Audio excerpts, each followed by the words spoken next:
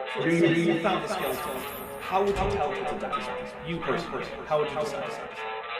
Well, interesting question. I don't know. I'd have to do some research on that.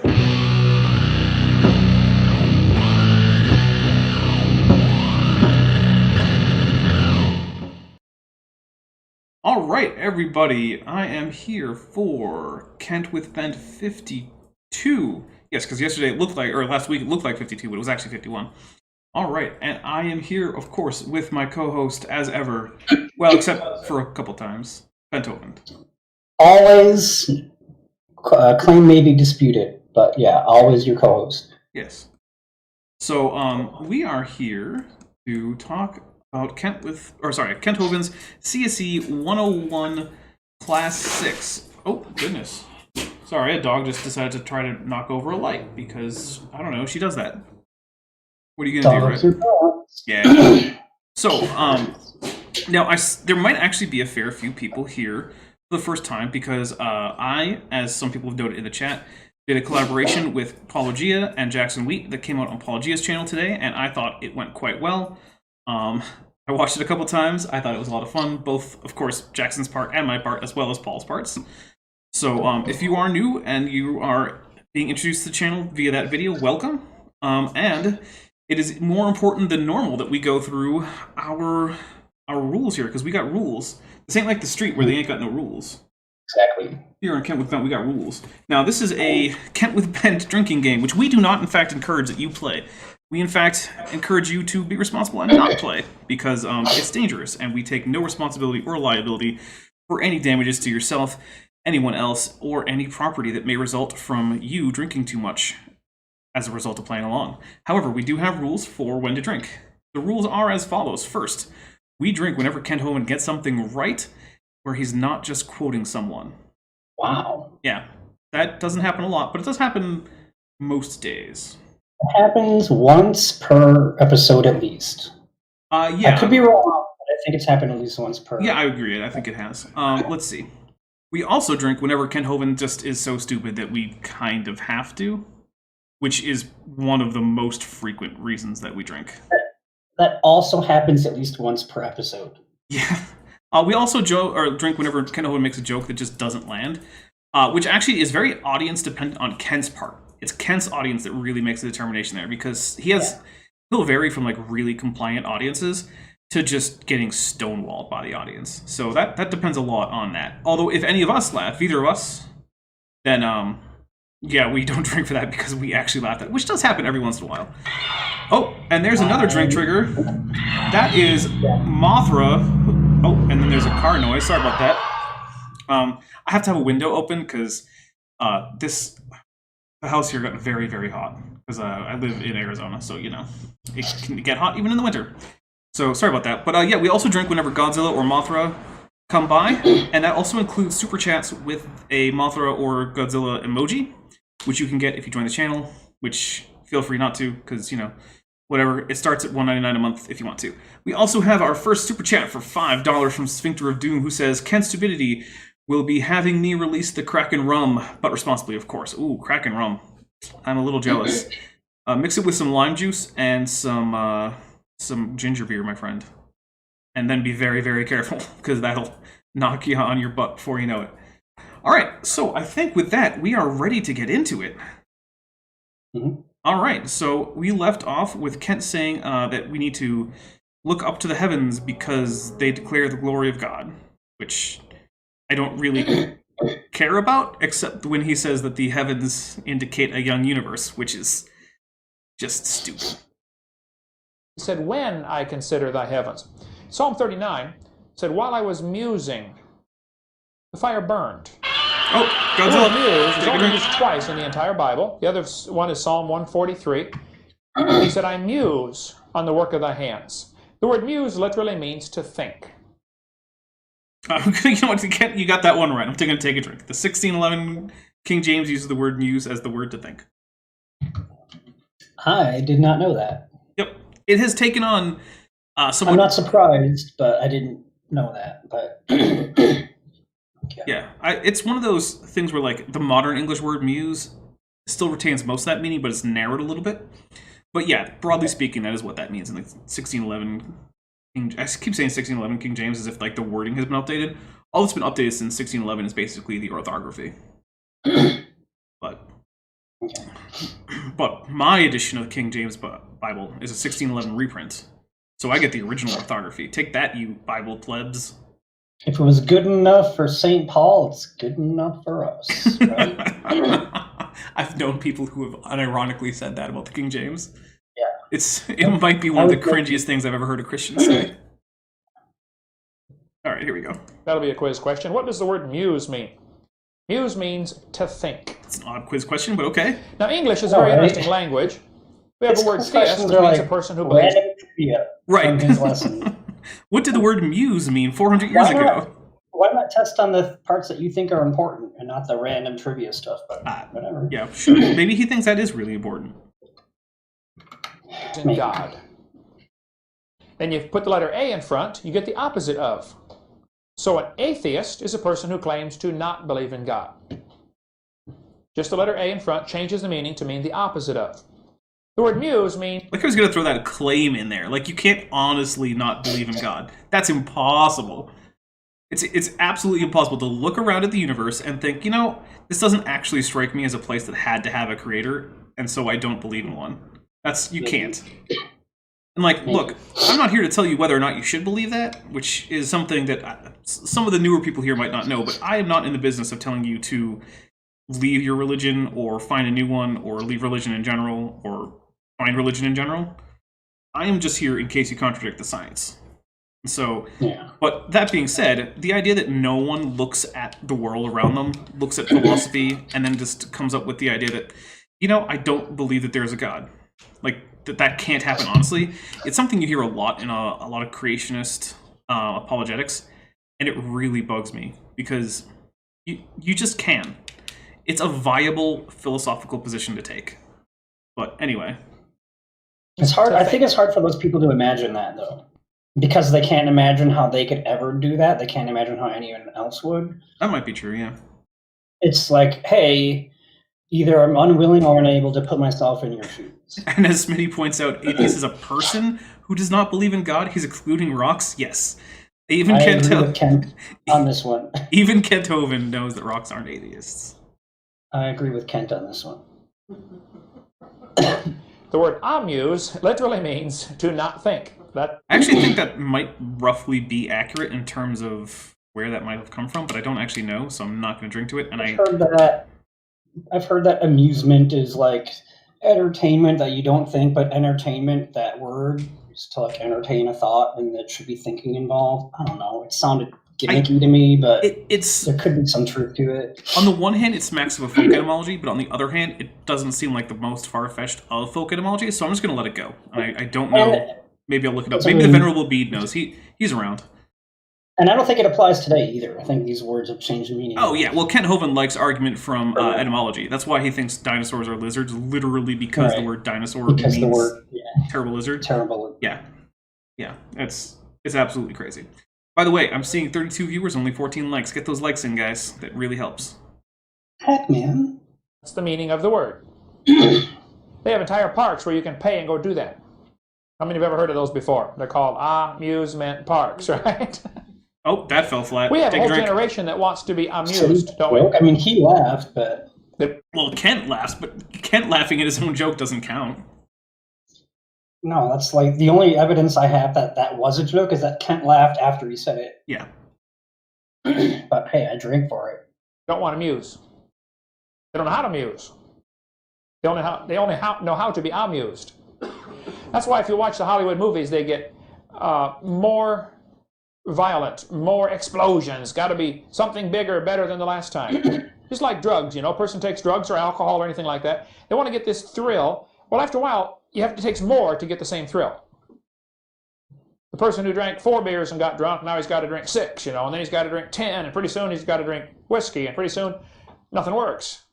Yes, everyone who has ever had a sip of alcohol has spiraled into ever-worsening alcoholism. That's always how it works for everyone. Okay, I could be wrong, but I'm pretty sure that you can't reach a point where you can just drink whiskey straight and not get drunk from it. Like, your tolerance won't go to that. I don't think that's possible. No. And also, just this idea that, any substance that you can build up any resistance to, your resistance is only going to grow. No, many people are able to consume responsibly.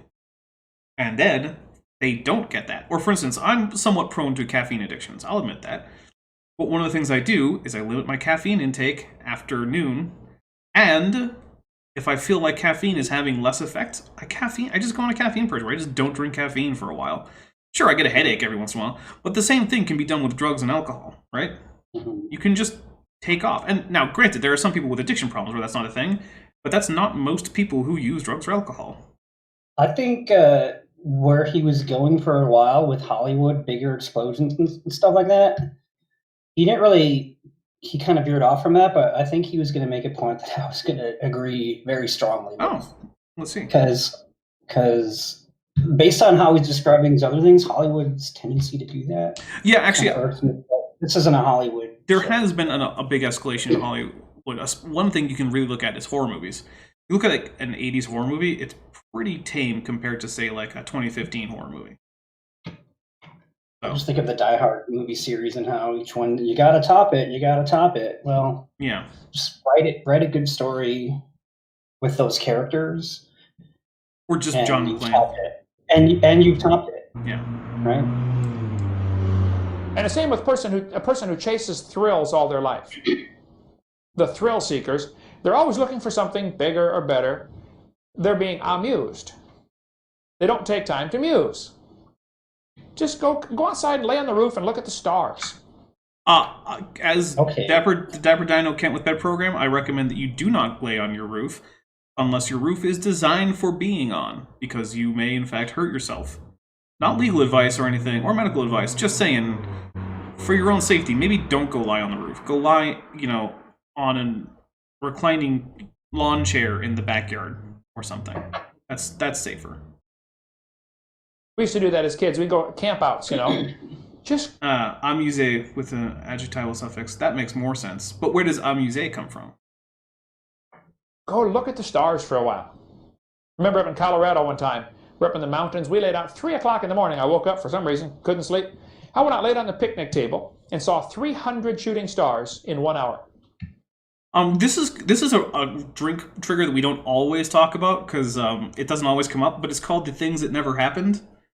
I'm going to go ahead and say that Ken Hovind did not lie on his back at 3 a.m. in Colorado counting, what was it, 300 shooting stars in an hour? 300 in 1 hour. Yeah. No, I could be wrong, but I believe, is it the Leonids that have the most per hour that you could see? And I don't think it's 300. Sorry about that, everybody. It looks like my connection to YouTube went down for a second. We should be back up.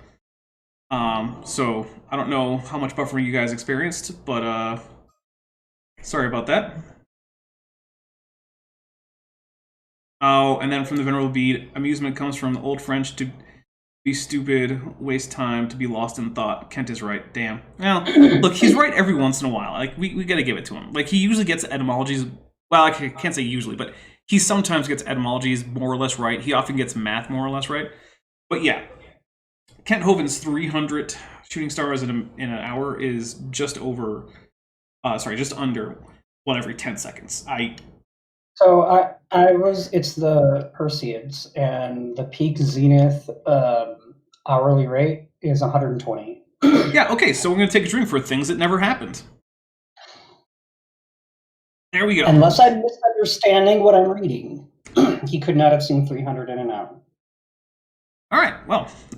Okay, well. Now that we've established this is yet another thing in Kent's life that just didn't happen, do you think this is one of those shower thoughts? Like, oh, wouldn't it be cool to go lay out on the table at night? Like, so what if it's 200 then? It's still more than possible. Like, I mean, how much do I want to hold him to lying on this particular detail? Like, he's giving us a specific number. Is he telling a story where he's exaggerating a little bit, or some of the numbers might not be accurate?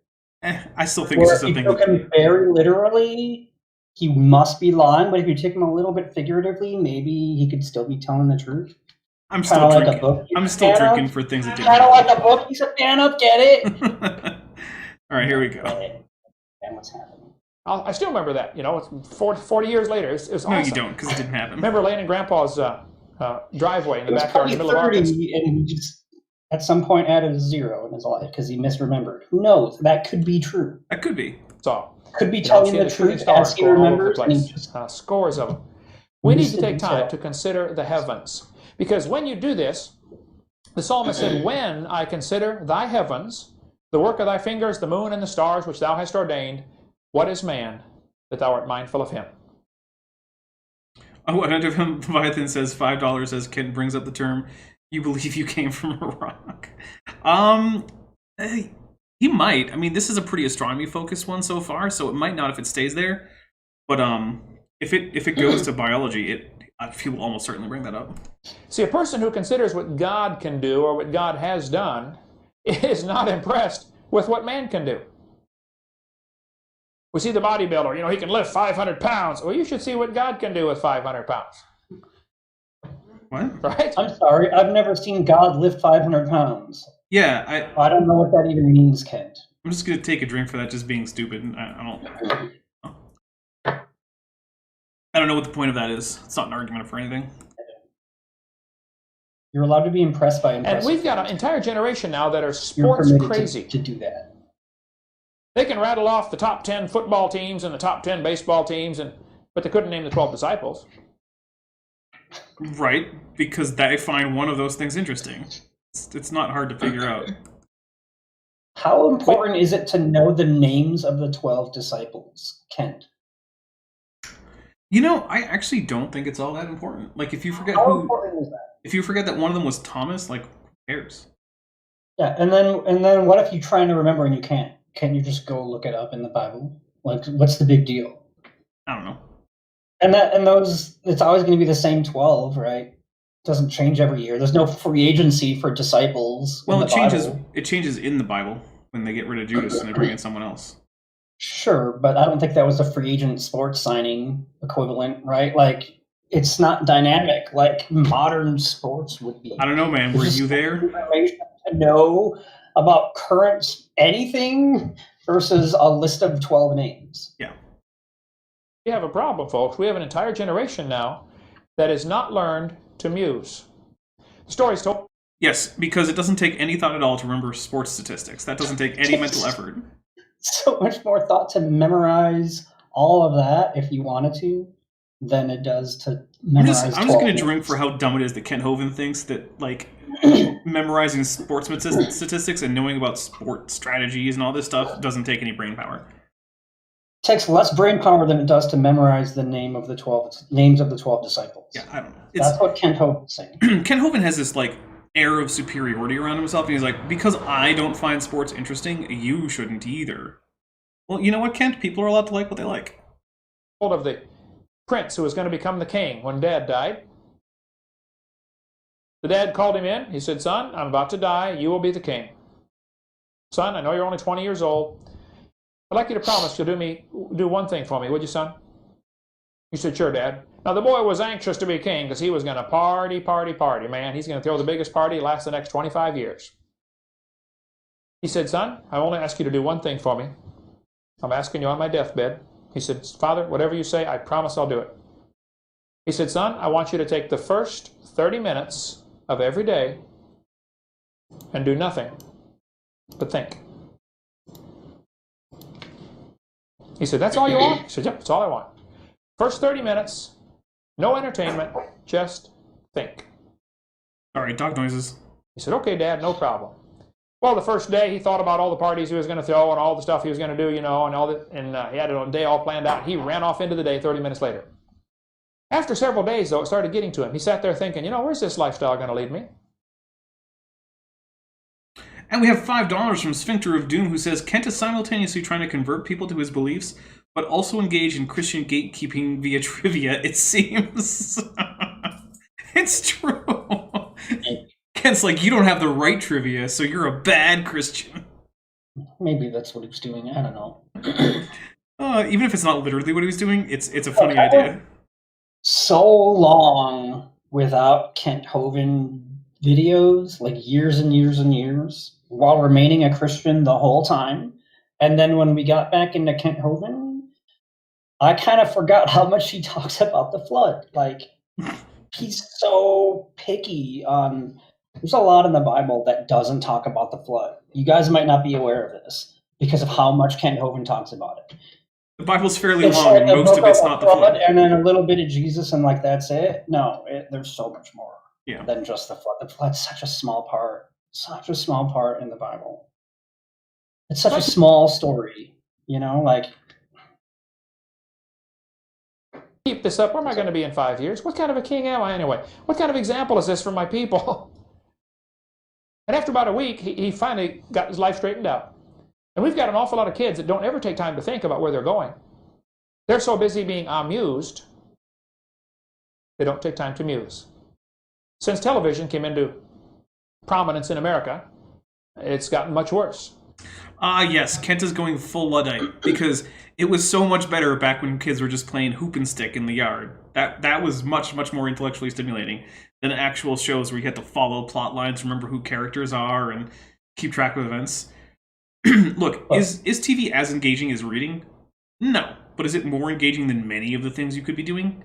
Yes. All right, what were you going to say? Essentially that, like before television, what is the quote from that one movie? In my day, television was called books.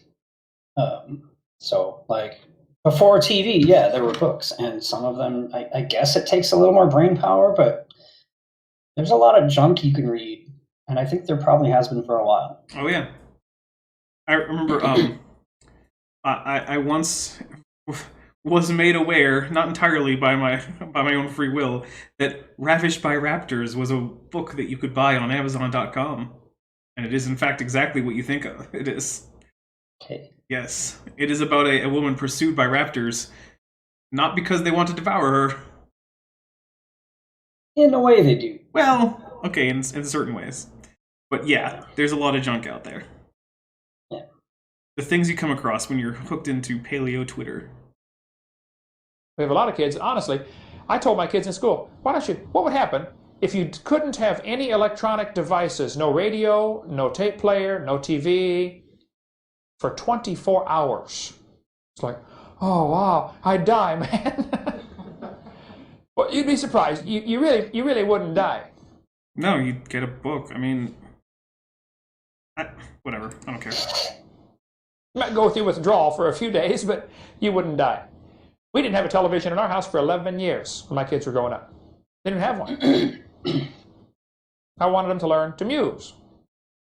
I like to see the little kids playing over here in the yard. Kids need to learn to imagine, to make up things. See the kids playing with the trucks and the cars. They have to have, developing an imagination is a vital part of growing up. Kent is right. I will drink to that. It is important to be able to imagine things. You know what can help with that? Television. Yeah, that's true. Yeah, television has definitely sparked imaginations. A lot. Give a kid cartoons. I mean, they'll pretend they're superheroes that they never would have before. Come on, Kent. Yeah, that is one of those things. Like when I was playing Batman as a kid, it wasn't because I had just read Batman comics. A big part of that was like Batman the animated series. I didn't get comic books as a kid. Very infrequent, and every time they would be like on a road trip, I'd get like some random comic book, and I would be done in 20, 30 minutes, and whatever, right? But I'd watch all the cartoon superhero shows, whatever was on for little boys. I love that stuff. Yeah. You know, and I could pretend and use my imagination that I was that. I'd never read a single story about any of them. I think I had a book that was an audio visual kind of Roger Rabbit book. Like that's the closest you could say to reading a book on any of these things I saw on TV that I could use my imagination about. So I have no idea what what he's going on about. He's just a Luddite. People who study child development and child growth will tell you, kids that sit in front of the TV from the time they're 2 years old, something's wrong in the way they develop. A citation needed. They're not learning to think. They're learning to be entertained. It's got to affect them somehow. Go out and consider the heavens. According to the book, I think it's Ackerman's book. Is this the one? No, Donald DeYoung's book, Astronomy in the Bible, which I've got in my office. He said it's been estimated there are enough stars that every person on Earth could own 2 trillion of them. Deja vu. Just since part of the course is for Eric's edification here, if you want to learn how to count to big numbers, if you do this before, million is the number 1,000 with one set of zeros after it. Billion, Latin word bi for 2, has 2 sets of zeros. Mono, million, bi, billion, trillion would be the number 1,000 with 3 sets of zeros. Mono, bi, tri, what would come next?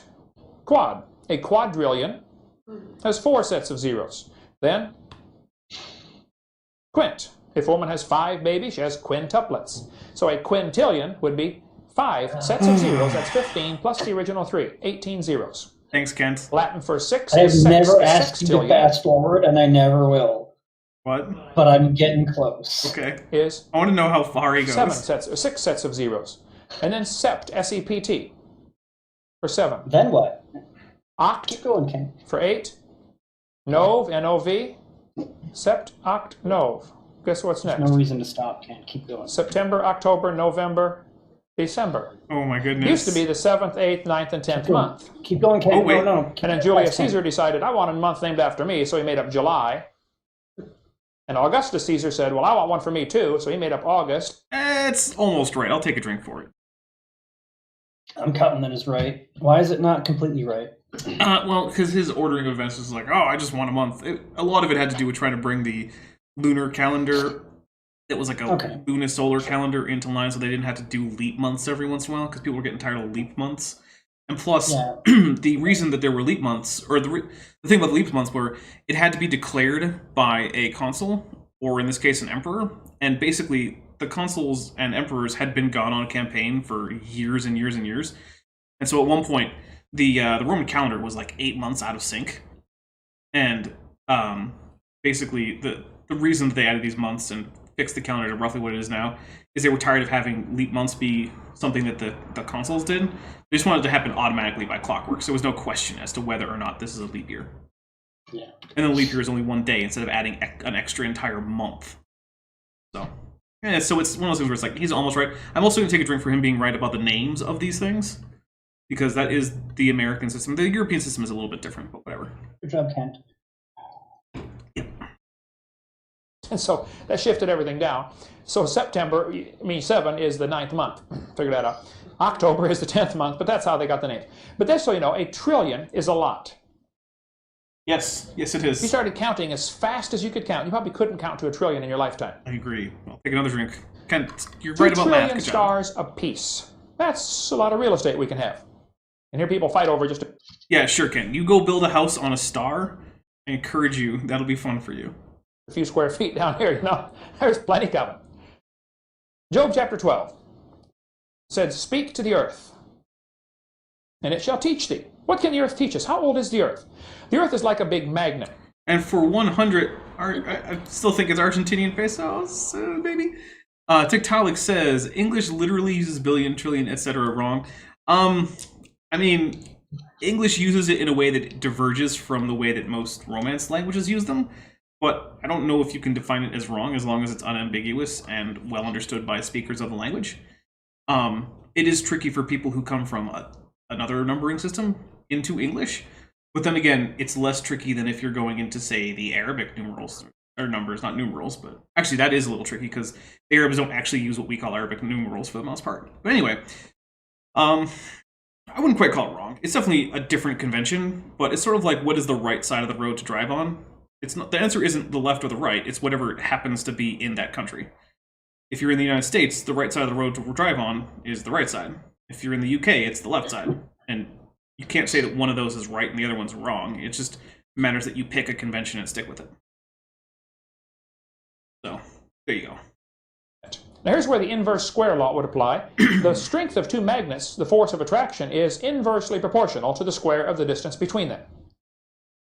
Which is why when you deal with electronics, computers, something like that, if you set a computer right on top of a TV, this could be bad because the TV... Many Karen asks if it's possible that September is based on Jewish months. I'm not sure what you mean.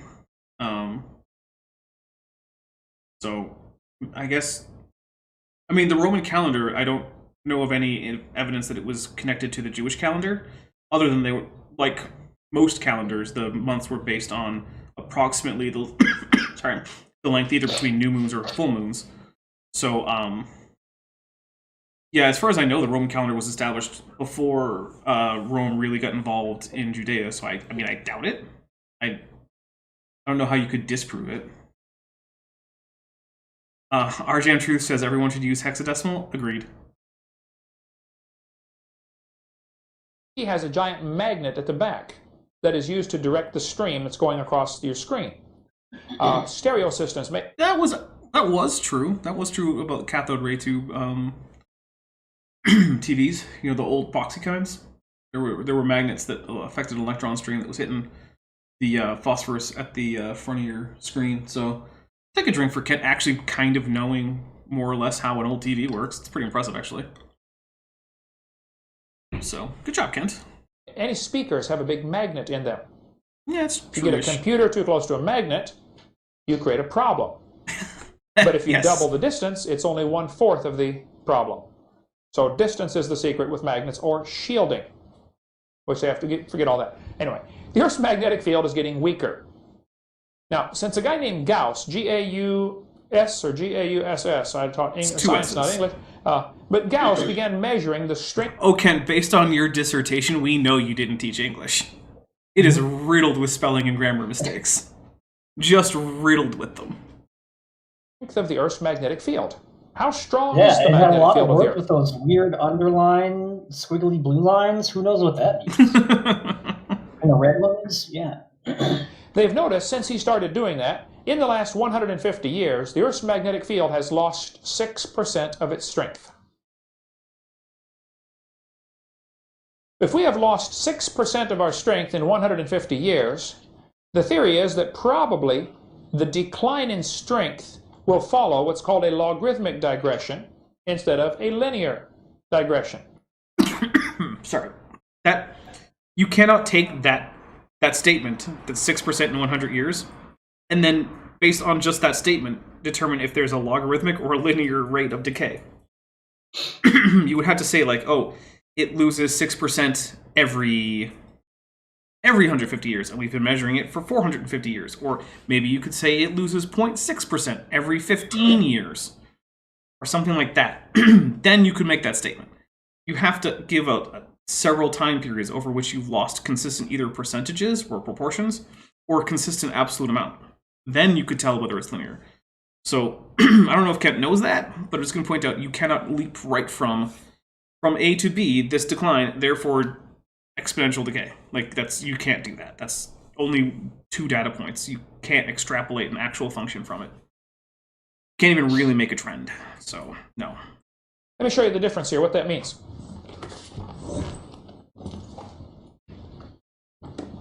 If you go backwards in time, this would be linear, meaning a straight line. Label your axes, Kent. If it goes logarithmic, it may be like this. And without getting into all... Also, is it me, or is he putting his time axis backwards the way everyone else does it? Like, doesn't time usually progress on these from left to right, past to future? I'm just waiting for him to go faster so that he can be done with this. Oh, and then Sphincter of Doom for $5 says, Ken has never heard of harmonic relationships. Just look at his marital history, or how magnetic fields can behave over time. Speaking of which, I've received a report that I think is probably reliable, but I can't prove, that Kent's latest secretary, Julia, has quit because of being tired of him trying to set her up with every single guy that shows up. And his third wife, Cindy, hasn't been seen in a few weeks. So, looks like Kent might be looking for Mrs. Hoven number 4 soon. Even though he's still married to number 2 Yep. and 3? Well, maybe 3. We think. We're not sure. Yeah. Okay. algebra and geometry and trigonometry behind this. These are called 2 different progressions. For instance, if you doubled the amount of money in the bank every year, Sorry about the or weird every day or noise. every month or whatever. There's the story told about the guy who's told his friend, he said, I will give you $100,000 Why? a day for 30 days. That was it. He just drew his linear and logarithmic. If you and will then give- stop talking about it because he had some other thought, and now he's just Yeah. doing something else. Well, maybe this will tie in. I don't know. It's possible. Maybe. Me, a penny the first day, and double it for 30 days. Double it every day for 30 days. If I made you offer 1 or offer 2, which one would you take? Offer 2. You get a lot more money. Now, for the first You love 20-some money, days, okay? this guy racks up the dough, man. After 20 or 22 or 24 days, somewhere in there, it starts to really eat him up, and all of a sudden he loses it all in a hurry. This would be a logarithmic or a geometric progression. Yeah, Alexander Lord is too. Sorry, like I said, this room was approaching, like, getting up towards 80 degrees, and I don't really have a great way to cool it off other than just opening it to the outside. So, yeah, sorry, man. Malthus was all upset because he thought that the population would increase geometrically and the food supply could only increase arithmetically or Hey, linear. that's right. That was Now, he's what he was upset wrong, about. but that's what he thought. And that's what got Darwin all upset, saying, well, if there's more people born than can survive, then only the weakest should die off and the strongest should survive. No, and then you said something that's incredibly stupid. Also, Mr. Wilford for $5 says, sick beard, Bent. Yeah, thank you. All right. Thank you a lot. So, it is true that Darwin used Malthusian economics as one of the bases that he had for his Origin of the Species, but he didn't use it in regards to human populations. Because even by Darwin's time, the idea that Malthus was right about humans was becoming a little bit iffy, right? Because it was noticed that actually humans were keeping pretty good pace with their food production because of things like advancements in technology and just more hands that actually could be used in farming and things like that. So, but that is not true for most organisms. Generally speaking, like bears or mosquitoes or whatever, can't just increase the amount of food available in their environment just by having more of them, which humans can once they invent farming. So, Darwin actually went and looked and said, okay, so this might not apply for humans, but it probably does for, like, tanagers and mice and finches and turtles or whatever. And so, if it is the case that many of these species make more offspring than could possibly survive, which is the case for most of them, then it's not that the weakest should die off, it's that, of necessity, the ones who are least fit to survive and reproduce in that environment will, sorry about that, will be the ones who do not persist. And so, therefore, there you go. You have survival, quote-unquote, of the fittest, which wasn't Darwin's phrase, but whatever. And we get $2 from Sphincter of Doom, who says, healthy beard, Bent. And the It was a verbal sick bead says, Now it's a healthy beard, yes. and that's $7. Yay! And the verbal bead says that Malthusians make him angry. They definitely do make me angry, at least about humans. Although, to be fair, at the time that Thomas Malthus was writing his work about Malthusian economics, it wasn't the worst idea. We didn't really know as much as we do now about how it is that humans can increase the carrying capacity of their environment just through their own labors. DinoKin123 says, hey, I heard a lot of new things about Kent Hovind, and the more I know about Kent, the stupider he is. Yeah. So actually, recently, Kent Hovind has been taken in by the adrenochrome conspiracy. Now, I know of a few people who said that this means that he's been taken in by the QAnon conspiracy. That does not actually follow from being taken in by the adrenochrome conspiracy. So until he actually comes out and starts talking about, like, the Storm and Q and whatnot, then I'm going to be a little bit, did he really sign on to QAnon? I don't know. He's certainly a big Trump supporter, though. And for $5, Mr. Wilford says, pardon me, Sphincter of Doom. And, pardon me, Sphincter of Doom and I need to take this outside. Oh, whoa. All right, well, you two go do some fisticuffs. But, don't end up bloody-nosed wandering around the streets of your hometown, Mr. Wilford. And Josh. It's a bad call. And Don't that's fight what it's over supposed to my work. beard, That's all led to guys. Darwin's thinking. So, Or are they fighting over you? I think they're fighting over the health of my beard. Well, maybe. the Earth's magnetic field, we've only got a short piece of data to measure. You got a series of points for 150. I just cannot with the fact that Kent can neither label his graph, nor can he put the time arrow in the normal direction. It's really bugging me. I know it shouldn't, but it really is. years. Based on that short section of information, I don't know why he had to do his money example over 30 days to get people to understand, like, who does he think he's talking to? Like, is he talking to 8-year-olds, 10-year-olds? Like, who doesn't understand? Yeah, I don't know. Come on. to decide, is it going to be a geometric or a linear? Either way, it creates a problem for the evolutionist. It creates more of a problem if it's geometric, but even if it's just a linear. It actually doesn't create a problem, but let's see if he ever actually gets to the whole reversals. Digression. Him saying it creates a problem for the evolutionist is the first interesting thing he said in like at least 20 minutes to me. Well, hey, let's be honest. This is the show where we make Kent Hovind interesting. Well, it's like get to a point, Kent. He kind of did there. Let's back see if into he time. goes back It to still creates a problem. The Thomas G. Barnes at University of Texas, El Paso, taught physics there for years.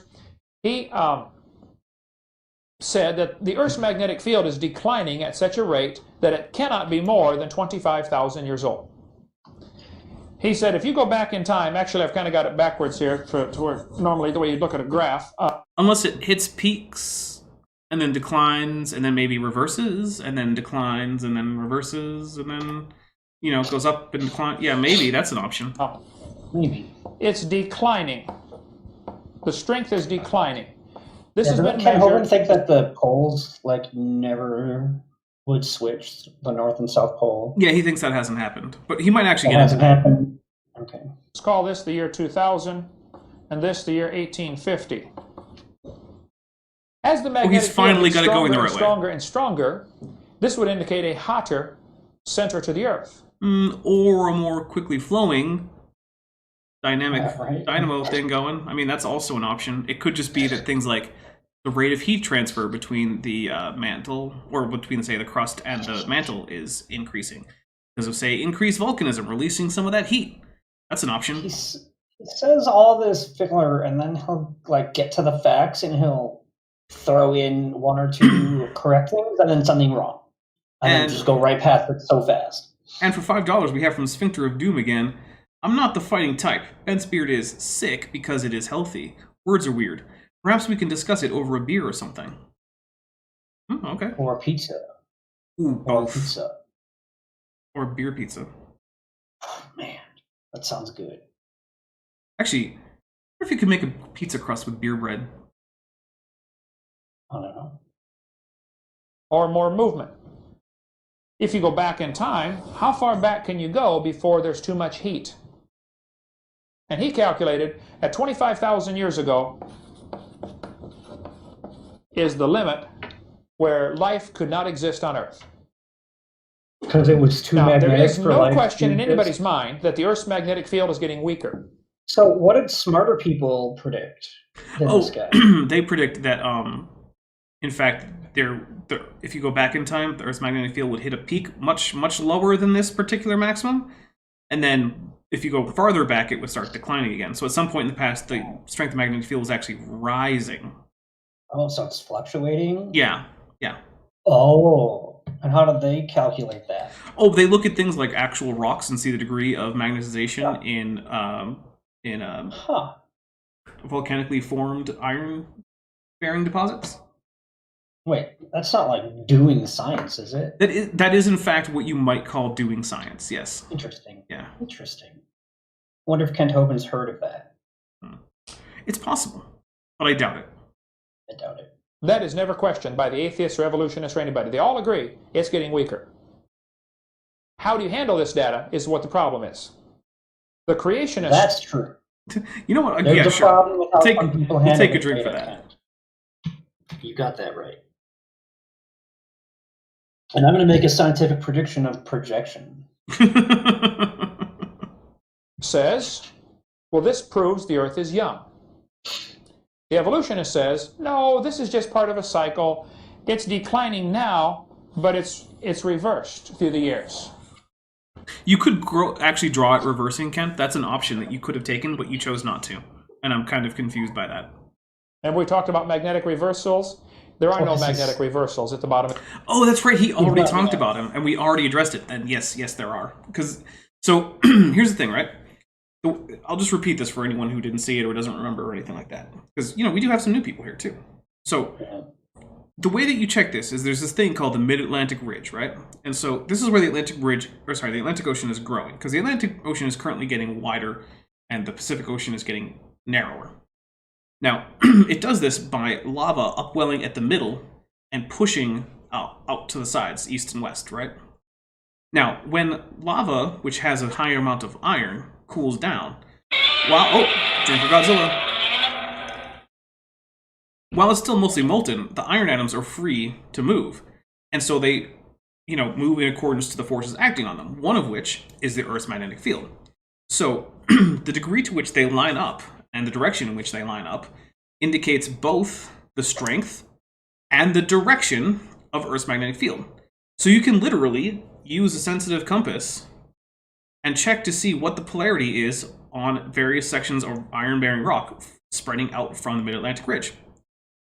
And if the direction or the polarity ever switches, you know for a fact that the polarity of Earth's magnetic field was reversed at the time that rock formed. Or that all of the rock just did a 180 somehow. Yeah. But even that... That's more far-fetched. That would be... Oh, yeah, that's a lot more far-fetched. So, yeah. I'm sure a global flood caused it or something. Yeah, so I do have a Godzilla ringtone, and in fact, that is how I get the Godzilla noises. Basically, there are a few people who can trigger Godzilla, and most of them do it without knowing that I'm live, because, a lot of my real-life friends forget that I do this every single week at the exact same time. Even though every time they ask, I'm like, oh, it's at this time, just like every week. Mm-hmm. Oh, well. The ocean floor. But they say, well, the Earth's magnetic field is reversing. This idea of continental drift and Earth's magnetic field reversing, flipping, is all, I think, a very desperate attempt to salvage the billions of years they need for their... Ken Hovind doesn't believe in Ken Hovind doesn't believe in continental drift. Oh my goodness. There's our projection. It's a desperate thing for you, Ken. I'm gonna drink, because at this point, even at the point that this was made, virtually every young Earth creationist had accepted continental drift or plate tectonics in some form or another. Kent accepts it. He's admitted to it. Well, now he's saying he doesn't. I know, but he's described it in his videos. Look, I know plate tectonics is it's just the modern version of continental drift. Let's be fair. Plate tectonics involves the continents drifting. It's just more involved in that. Theory to look reasonable. When the simple fact is, the Earth is not billions of years old. Okay, so the magnetic field is... because Kent said so. Yeah. Well, he lied about some evidence, and then he said so. Declining, and this indicates less than... Do you ever listen to Ken Hovind as if you're trying to hear a deductive argument? Because that's what I do all the time, and that's why it's so stressful, because it's like, oh, I could ignore that, oh, here's a premise, what? Wait, what? Doesn't follow. That argument was so fast and so wrong. Yeah. And billions of years, certainly. Premises it indicates it cannot be billions of years old, and this indicates carbon dating cannot work. Now here's why. Wait, what? Okay, hold on. I'll let him go. Magnetic field, as it declines, it allows more radiation to get in. One of the protective barriers we have around the Earth is our magnetic field. Okay, yeah, I'll take a drink for that. That's right. There we go. The magnetic field protects us from radiation, along with several other things your atmosphere has. But if the magnetic field is getting weaker, more radiation gets in. And it's that same radiation that makes carbon-14. So if the magnetic field... Some of it is, some of it isn't, but sure. I'm willing to just accept more magnetic, or stronger magnetic field probably is going to mean less carbon-14 generation. was stronger in the past, you would have less carbon-14. Yeah. So any plants that were breathing this carbon-14, if we're going to check them against today's standard, we're automatically going to get a wrong number. Okay. Hold on. I need to collect my thoughts and take a drink while I do it. Okay, so there is this thing called the carbon-14 calibration curve.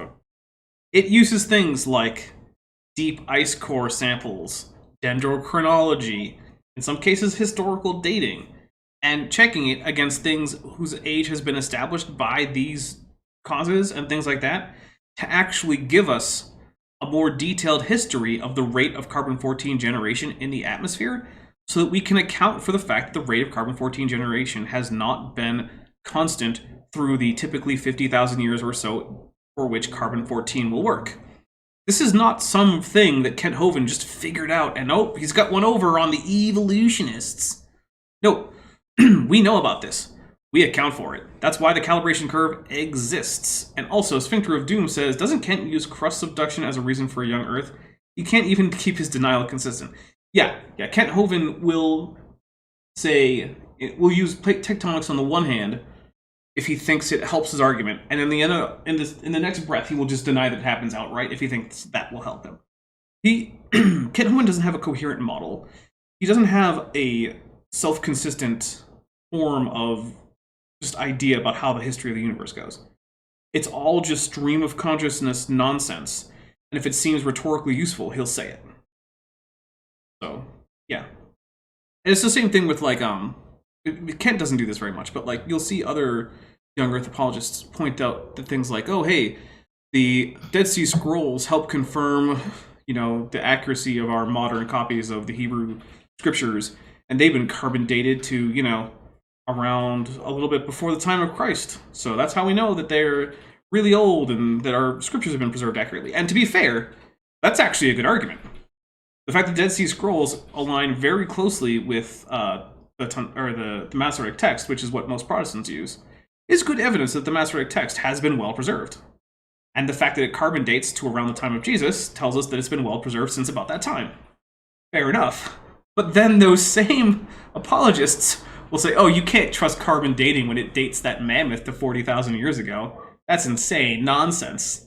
Well, you guys gotta pick a lane. Just either you can't use the carbon dating of the Dead Sea Scrolls as evidence for the preservation of your scriptures, which personally I think you can, actually. I think that, the Jewish scribes were extremely careful. They still are. But if you do that, then you have to reject the old Earth, at least within that 10,000 year time frame that most of them give as a maximum. But anyway. Because they had less. So the magnetic field is one of the factors affecting the amount of carbon-14 in the atmosphere. Textbooks are going to say the Earth's magnetic field has reversed. This is a typical textbook saying there are areas of reversed polarity. Now, the reason they teach this to the kids, even though it's not true, probably the author of the textbook does not know that it's not true. Thanks for giving the principle of charity to the textbook author, Kent. Cheers. Good on you. He thinks the Earth's magnetic field has reversed. Let me explain what happened. They dragged a machine across the bottom of the ocean, and plus they did drilling to drill down, bring up samples of rock, and see how strong is the magnetic field in this rock. When you get into iron or magnetite or metals, rock that will store a magnetic field, they can check how strong is the magnet. Yeah. Measure it with so many Gauss or whatever units they use for measuring the Earth's magnetic field. It would normally be Gauss, yeah. Well, in this case, it would be like milligauss or something, right? Because magnetic field you're going to get off of a naturally formed magnetite is going to be pretty small. But milligauss are just thousandth of a Gauss, so sure. They find out there are areas of stronger and weaker magnetism. No, Kent. There are areas where it's so weak it goes negative, which means the polarity has reversed. You could call that weaker if you want, but the absolute magnitude of that number is bigger than some other parts. Hey, I think your mic might be muted. Oh, that was weird. Yeah, because I saw you Yes, it talk, was. and I was like, nothing's coming through. It No, happens. all I said is Kent should know that because he taught math for 15 years. Right, like absolute values are a thing, Kent. He knows that. It's the two vertical lines when you go, you know, the one before the number, one after. Means it doesn't matter if Maybe it's he negative or doesn't positive. know that, but I think I should be able to say he knows that, right? Well, if he Like, knows taught what an math and absolute science for value is. 15 years, he should know what those vertical lines mean. He should know that. Yeah. I think he knows that. I'm not gonna act like he doesn't. He knows that. He has to, right? He has to. Hey, you know what? Call him up tomorrow morning and ask him. Say, hey, Kent, I know you taught math for 15 years, and I have a math question because I'm studying math in college, and they're trying to teach me all this evolution stuff. But this number has vertical bars on either side of it. What does that mean? Because I actually think there might be a chance that he doesn't know it. I'm not gonna do that, but I'm tempted to, honestly. I get why there's a temptation there. I just feel like I'm gonna assume he does know what it means because I feel like it's just too disrespectful not to, even for him. I mean, he's the guy And that I lies could be openly naive, to people. But hey, I'm gonna give him that All right, fair enough. Fair enough. benefit of the doubt. He has to know what that means. Okay. He has to, right? No. I'm convinced he has to. Okay. And so what they did, they graphed out as they moved across the bottom of the ocean. They said, oh, here's an area, here's stronger here. Now it's weaker, weaker. Oh, stronger, stronger, weaker, weaker. And it made a wave, a sine wave they call it. It goes, curves up and down. So, Kent, even if you're right that there are no magnetic reversals, this still means that there hasn't been a steady decay in the magnetic field strength. I'm taking a drink. I just don't...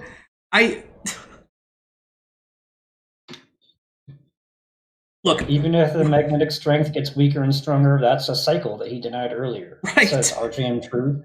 Exactly. Either way, you're wrong, Kent. There is no actual way in which the things that you've said cohere into a single picture of Earth's history in terms of magnetic field, which means it is time for our intermission. So for those of you who might be new, our intermission lasts a few minutes, and during it, you get a little commercial. And that is a chance for Bent and I to stretch our legs, refresh drinks, It's a pee break because of all the drinking. That's what it is. It might also be that, but it doesn't have to be. I don't always pee. It doesn't have to be that. All right, well, here we go. We're going to go to the intermission video.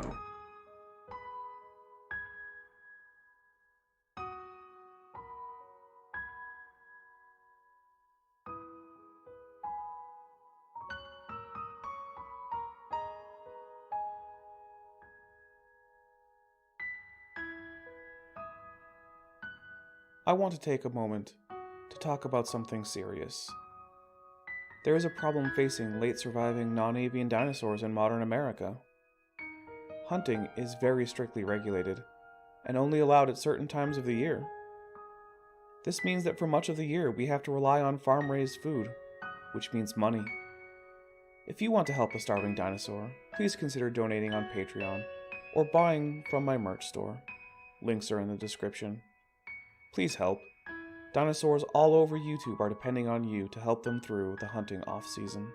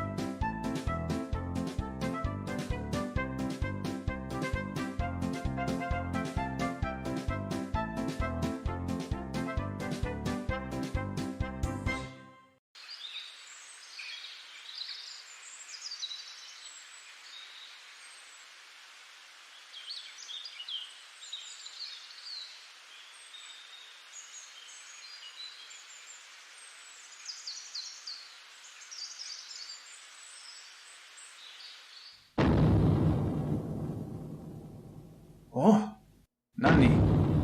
Dare? Oh, Gojira desu ka?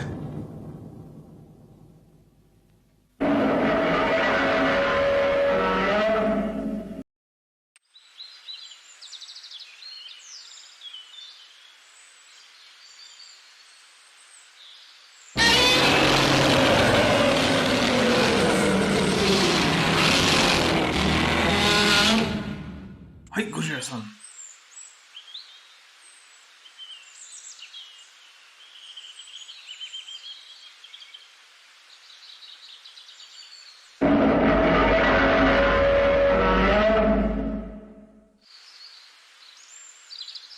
Hi.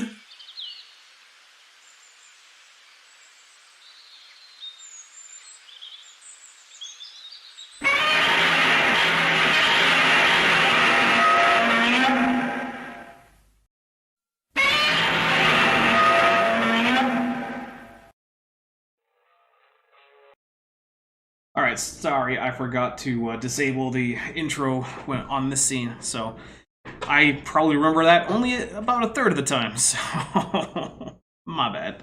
But nice music, though, right? Yeah, totally. All, like, 2 notes of it. Those are good notes, though. Definitely. All right, so we are back. I got a fresh drink. Bent, you got a fresh drink? Yeah, and those notes are B and then an octave lower, B, if you were wondering. Wow. Those are the first 2 notes of that song. Well, there you go. Which, if you didn't know, I wrote it. Yes, you did. I wrote it. Yep. And you recorded it, which is the version I use for the outros for my scripted videos. I co-recorded that version with the band, but the intro version is actually all me. Not a good drummer, as you can tell on it. Oh wait, no, that's not even. Just a little trivia on it. The intro, that's Guitar Pro. simulated. I think that's simulated drums. Just the guitar. Just the guitar is legit. Yeah, that's what I thought. And now, if people wanted to get music from that band, would they go to coppermagma.co? Yeah, they would. They would get free music? And they would download it for free. Yeah, there you go. More to come soon. Link in the It was description. weaker and stronger and Yes, the link is in the description. It's actually, by default, in the description for all my videos. weaker and stronger and weaker and stronger. No, it shows my YouTube channel, Some guy- not the Copper Magma boo. website. I'll have to change that. Remind me to change that. I'll just type it in. But yeah, change it. Drew a line to the middle of the sine wave and said, everything below this line is a reversal. And right there's where the problem is. No, Kent, that's not a problem. You can measure negative numbers. That's a thing you can do. It wasn't a reversal, it was just weaker. If we lined up everybody in the world and found an average height, we'd have short people, tall people, short people, tall people, short people. We draw a line through the middle, find the average. Is everybody below the line underground? Well, if you actually found them underground, then yes. Yes, Kent. Or are they just shorter? This whole They're thing not is underground, are they? They're insanely just shorter moronic. than I'm the taking a average, that's drink. all. And everything below the line was just less than the average intensity. It was not a reversal. It's like Kent doesn't think that scientists can tell the difference between the north and the south pole of a magnet. They absolutely can. Now, how they get by with this, I don't know. But That's right, Kent. You don't know. You I'll don't. agree to that. That's a true statement. Because you seem to think that scientists cannot tell the difference between negative and south poles of a magnet when using a magnetometer, which they absolutely can. Here's a clue, right? If your magnetometer is set up to measure a magnetic field in a particular direction, which they all are, and you get a negative number, that means that your polarity is reversed. Now, in principle, it's the same thing as, like, let's say you've got a DC circuit, right? Now, when you're analyzing a DC circuit on paper, before you've actually done all the math, you just pick current directions, and it doesn't matter. And then when you're doing the math, whenever you come up with a negative current, it just means you picked the wrong direction. So you can just flip the direction, and it's fine. And if you actually get a DC ammeter, it will read negative if you attach the negative and positive leads in the opposite direction. And this is, by the way, electromagnetism. Everything you're using to detect electricity or magnetism is going to be sensitive to the directionality. Now, that just means if you've got a magnetometer and it reads negative versus what it read before, you have a polarity reversal. You literally cannot make the mistake that Kent Hovind is pretending that you can make unless you do it intentionally. It's very frustrating as someone who knows a thing or two about electricity, due to having been an electrician, to hear this nonsense. Yeah. I think nobody ever checked out the truth is what happened. Yeah, all these scientists for all these decades, they were just like, let's just go with it. There are no magnetic reversals on the ocean floor, only areas of stronger and weaker magnetism. Okay, suppose you can prove there are no magnetic reversals, only weaker areas of magnetism. Now we need to come up with an explanation for why is one area weaker than the others. No, you don't. You don't have to come up with an explanation. The obvious explanation works just fine. Your previous statement that the magnetic field was always decaying is just stupid. What Kent means is he has to come up with an explanation. Right. That's true. And we've got that on video number 6. We'll get to that. Oh, it's not even now. But what does this do to the evolutionist? We covered video number 6. I You know what just he's took talking away about. the idea that there are reversals. So now you go back to your original problem. The Earth's magnetic field is getting weaker. But your very graph, even if you're right, shows that it's not just always getting weaker. I still cannot with this one. I'm taking another drink, even though it's the same stupid point. So how old is the Earth? You can't tell from this. 4.5 billion, I think. Yeah, 4.5 billion. Years. If he wants to believe it's billions of years old, now he's going against some clear scientific evidence. Except that you yourself showed that it's not. That's a lie. That's a lie, Kent. You just lied again. You're lying. Okay, fair enough. It can't be billions of years old. That's for sure. Okay, the Earth is slowing down. That's not Now, true. scoffers really attack this, what I'm about to give. Ooh, he's doing the Earth is spinning about 1,000 miles an hour around the equator. Kent's starting to go a bit flurf here. Every once in a while, Kent goes basically full flurf. You hear this proof of a young Earth. Mhm, But we'll see where in it goes. 1990, the newspaper article here in Pensacola said, we're going to have to give 1990 one last tick. On New Year's Eve, they added an extra second into the clock. This article says, regular clocks use days as a measure, which are growing longer by 1,000th of a second or more daily as Earth's rotation slows. Okay, German for a minute. No, Kent isn't technically a flurf, but every once in a while he uses flurf-type arguments. And there was one time during Kent with Bent that he basically just went full flurf, talking about how, like, star trails don't mean anything, there's no such thing as stellar parallax, and, like, he was talking about, like, how you can't measure the speed of light or some craziness like that. And, yeah. Oh, yeah, and the vertical bars on either side of a number. Trying to give Kent a prison flashback. Yeah. Oh, man. The Earth is slowing down. This is Astronomy Magazine, 1992.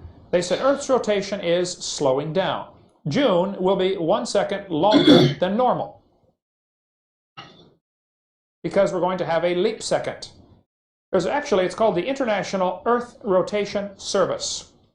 One of those government jobs. Somebody needed, somebody's uncle needed a job, so they started a new program to keep track of it. Yeah, I'm sure it's just a waste of money. It's not like things like GPS satellites and, missile guidance system need exact time and location. That's just unimportant, right, Kent? Sure, it could mean the difference between all sorts of people who weren't supposed to die dying and people who were not, or, you careening off of a cliff because you were paying too close attention to your GPS and not enough on the road. It says take a right. Don't drive your car into a lake.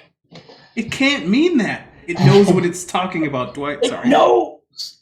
Sorry, every once in a while we just kind of wander into the office, so I'm not sorry for that. And so Nadine Count says, and I'm not sorry for it. well, Nadine Count says, Dapper Dino, does he say anything different from every other thing he's done? I'm sure this sounds like last week's show. So, he sometimes expands in new directions. And, yeah. And this is a continuation of last week's show. I think we were 14 and a half minutes into it or so. Yeah, right now we're 32:54. Yeah, Basically, so this is the series we did before this was Kent Hovind's his seminar series.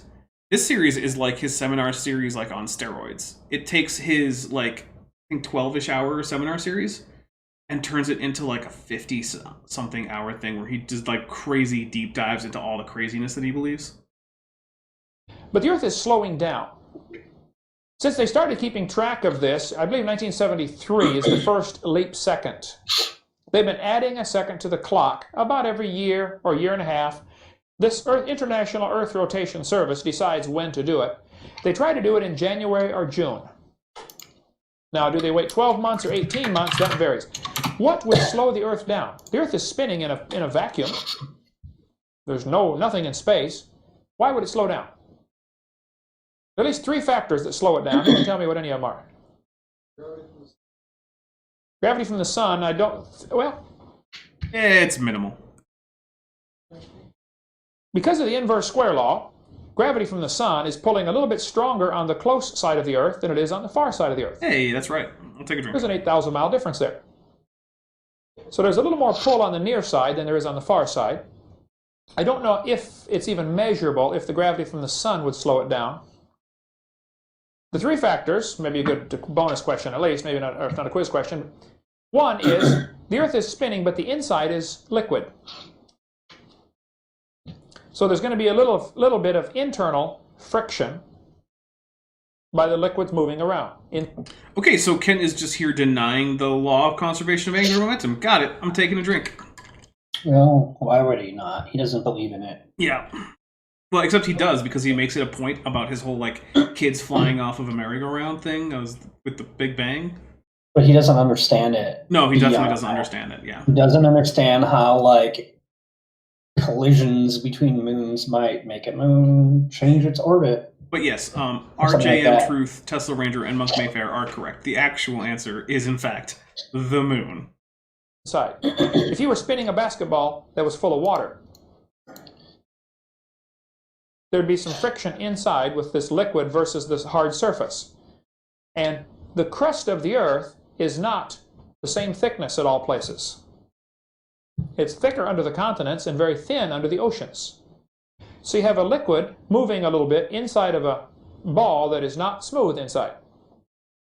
Vesta, wait. I thought I did notice your comment. Was it your comment not about the vertical bars? I definitely noticed the vertical bars comment. If there was another one, then I'm sorry. Try to tag me again. Look, it's basically scattershot, like hit and miss, whether or not I notice a particular comment. So. Because the crust of the Earth is not consistently uniform and smooth inside. The liquid down inside, when it comes out, we call it magma. Volcanoes put out the lava. That's magma, the liquid rock coming out. Liquid hot magma? Like the place where it changes from solid to liquid, nobody's ever seen this. This is theoretical. But they did try to find it, actually. They were going to drill down and try to find where does it change from solid to liquid. No, they weren't. They can tell that based on the shadow of earthquake waves. That's how they actually tell. Some scientist, I forget what country he's from, he had a strange name, Moho Ravisic was his name. Wait, so Moho? You think he was named after the sun or the planet closest to the sun in Kerbal Space Program? It's possible. Okay. In honor of Moho Ravisic, they named this place where it changes from solid to liquid. They named that area the Moho Ravisic Discontinuity. For short, they call it the Moho. Okay, M-O-H-O. They spent a lot of money trying to drill down to find the Moho. Where does it change? The way that they know it changes from solid to liquid is pretty surprising and pretty ingenious the way they do this.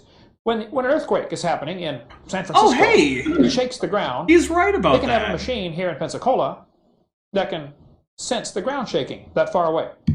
I mean, if I stomp on the floor here, can you feel it where you are? Well, if I drop a 20,000-pound weight on the floor here, they'll feel it down the block, right? As the earth shakes, you can feel it different parts. Now, the movement travels different through... No, I'm just going to say, Vesta Freya, I did read your comment about the vertical bars. So, I did read it. Solid than it does through liquid. So they noticed if you have an earthquake in San Francisco, in Tokyo, Their machines move. A few Oh seconds yeah, I did drink for Kent being right, but you guys should too if you're playing along. later, they move again. It's not a different earthquake, it's the same earthquake, but they travel through the crust of the Earth one speed and through the liquid at a different speed. Yeah, they're called S and P waves, I believe. You can study that in Earth science. They also don't travel through the core at all, so there is that, but that's just extra information. I don't think Kent omitting it isn't technically wrong. Science about the different. Plus, they can discover as the Earth shakes, if it's shaking in San Francisco on the opposite side of the world, which would be someplace near Australia, I would guess, they'll notice that they don't get the right kind of S and P waves. It's like there's a shadow, and that's how they've determined the center of the Earth. Oh, he did get that parts. right. It has the mantle and then the All core. right, I'll take a drink for So that there's too. something solid in the core, and I don't know how much is proven, but it is You know what? pretty Good job, reasonable Kent. that there seems to be a shadow to the S and P waves, or whichever is which, as they go through the Earth, indicating there's something even more solid inside called the core of the Earth. Could it mean that there's something solid, or that it could possibly be hollow? Or hollow, yeah. Yeah, hollow, because liquids Yeah, just if it's suspend hollow- themselves over a hollow. Brings up another interesting set of Oh god. theories you could come up with on that. Who knows? The fact that Kent doesn't Yeah, immediately science dismiss this because of gravity makes me want to drink, so I'm going to. Like, that's all you need. Because gravity, Kent, it's not hollow. Have you ever seen Journey to the Center of the Earth? Oh, that's a good point. It's been a long time since I've seen that one. But anyway, the earthquakes, with these, they can tell what the crust of the Earth is like. So one of the factors that is slowing the Earth down is the liquid center. The other factor is the liquid surface. No. If you've ever been standing... Look, it would almost... So it could actually be the case that the liquid underneath the Earth could slow it down if it were rotating in the opposite direction to the surface, right? Which would quickly equalize out. But that is the only way, because then the total actual momentum of, or angular momentum of the system would be the sum of those two things, one being positive and one being negative, and then when you sum them out, it would come either to a negative number or a lower positive number. So yeah, that could slow it down, I guess. Wait a minute. Are you saying conservation of angular momentum would still apply? Yes. But Because it applies always? No, the waters on Earth are traveling at about the same speed as the entire rest of the surface. It's the tides, everyone. It's the tides. That's what's actually causing it. Anyway, Kent is very familiar with shadows, being from the shadow realm of professional creationists. It's true. That's from $5 from Sphincter of Doom. Thank you. You're out in the ocean and a wave hits you. Knock you down, right? Well, those waves are hitting the... Oh, hey, we're about... What was it, $57 from me wearing a tutu in the next video that I make. Oh. You know what that means? That we're probably not getting it. $157 for me wearing a tutu. Which you still on my have. next event, which I still have. Yeah. Aren't they? As the tide comes up, the water's pushing against the land. That's going to eventually slow it down. No. Not really. If you were spinning a basketball that had water all over the surface, the friction of the water dragging on the surface would slow your ball down faster. So you have internal friction. You also have external friction. This is from the tides. It's actually, there's a name for it. It's called tidal braking, like putting the brake. Okay, so that is roughly correct, but it's not because the water is pushing against the land. It's because the entirety of the mass of the moon is pulling against various parts of the Earth to different degrees. And that is transferring angular momentum from the Earth to the moon, increasing the moon's orbital distance constantly and decreasing the Earth's spin rate constantly, as the Earth is trying to tidally lock with the moon. Now, tidal locking isn't going to occur in the expected lifespan of the Earth as a thing, so it's probably never going to actually occur. But it's not the water moving against the Earth. The same thing happened with, say, Pluto and Charon, who always face each other with the same face. But guess what? They don't have oceans. Sun. The tides have a very minimal effect, but they do have an effect. The tides are slowing the Earth. The third factor, surprisingly enough, because the Earth is spinning under a hot sun, the sun heats up the air, causes it to expand. As it expands, it rises. As it rises, cold air goes in the bottom. So you get hot air rising, cold air falling, rushing in, and you get wind currents. The Earth has obvious wind currents. Okay? Yeah, convection cells, Kent. The spin of the Earth, combined with the heating and cooling of the Earth, causes what is called the Coriolis effect. Some guy named Coriolis made it up, I guess. But Yeah. the wind blowing against the mountains has a very slight slowing effect. No, I'm not even going to say it. You guys know why it's beyond stupid. I'm taking a drink. You're muted again, by the way. Dang it, why am I keep being muted? I don't know. Yeah, so, no. Nobody made up the Coriolis effect. Well, some guy probably discovered it. Yeah, but I just want to be clear, because I'm not sure if Kent's being clear. Yeah, Nobody this made it up. the wind is pushing against the. So here's the thing, right? This is the same as saying, hey, you know what's a great way to fly is to just lift yourself up.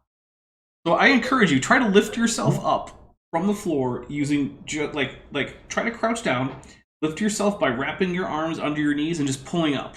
See what happens. See if you can lift yourself off the ground by pulling up on your knees. Just see.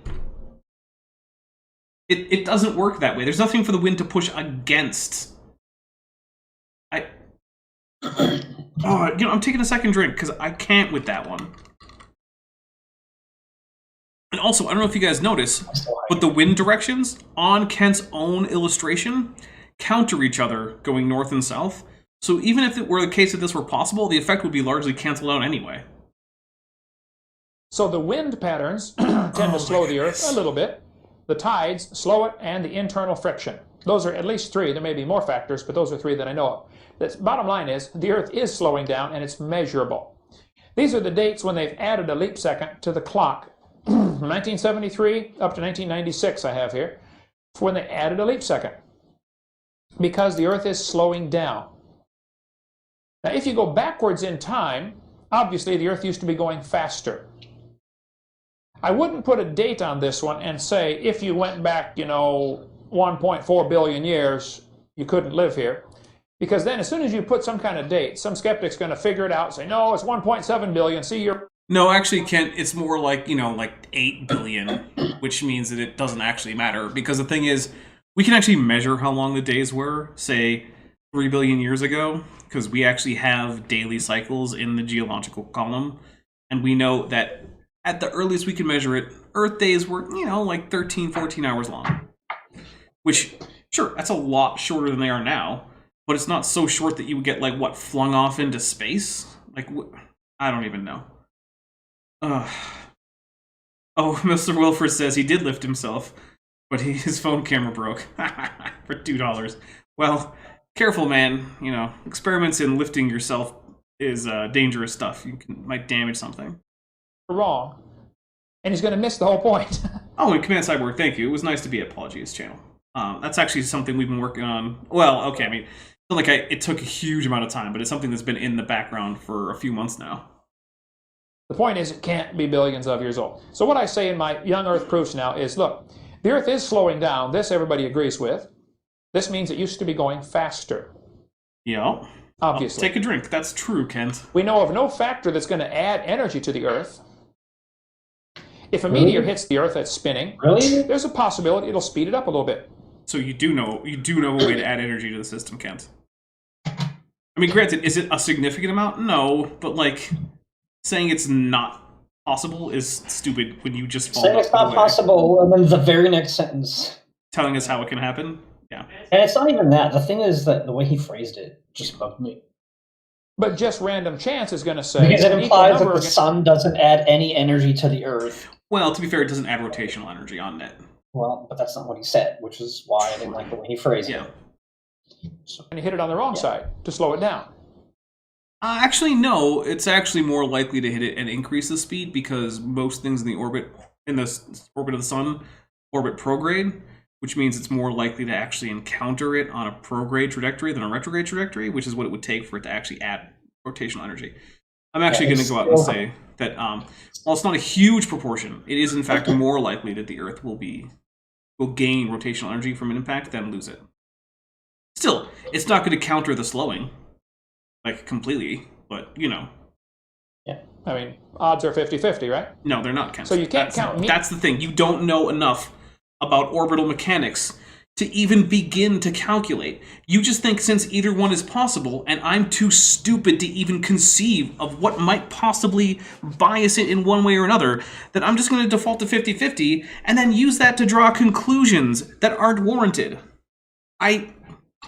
Drinking again. Fundamental flaw in one of his premises. Honestly, this is the thing that starts to anger me about Kent, is that he doesn't even know enough to begin to consider the actual, possibilities for the things that he's talking about. He cannot even on the first level think about how the solar system works beyond like a 5th grade level.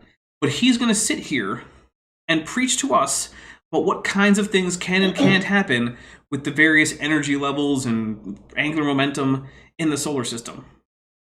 The guy who thinks that the wind can push on mountains to slow down the Earth. Meteors here as anything to get excited about. So the Earth is slowing down. There's the Coriolis effect is the name of it there. That's what causes the wind Never mind. patterns. And that's an interesting study which you should get in. The Coriolis effect is not the only thing that causes the wind patterns. It does tend to give the prevailing east to west direction overall, but the dominant thing is actually these convection cells that he's showing you right here. Like, you'll notice that the dominant direction is not west to east, it's actually north and south, right? That's because the convection cells, in fact, are predominantly north to south. So yeah, I think I learned about this in college, not in high school. Well, and that's fair. Kent Hovind never went to college. Because my high school, I don't know if high schools teach this or not, but my high school didn't. I don't think mine did. Mine taught from textbooks that Kent Hovind would have approved of. Were they like Answers in Genesis? Dude, I don't remember. That biology textbook was a young Earth creationist biology textbook, though. Yeah. Actually, that reminds me, a mutual friend of ours, I'd said something that we'd gone over about biology, and this mutual friend of ours was like, wait, didn't Ben learn that in high school? And I was like, no, Ben went to a young Earth creationist high school. Yeah. And I was like, oh, I was like, yeah, exactly. So, but hey. Sorry. No, it's not your fault. You've come a long way. I learned a lot about... And yes, the Venerable B points out that these particular convection cells are Hadley cells. That is accurate. I was using convection cells just because it's more general. Like, it's the same kind of phenomenon as what's happening in your convection oven, right? It's just that, these are on a much, much, much bigger scale. To an earth science about why do we have prevailing winds. Here in Pensacola, it nearly always comes from the north west. Yeah. Other parts of the world, the wind almost always comes from a different direction.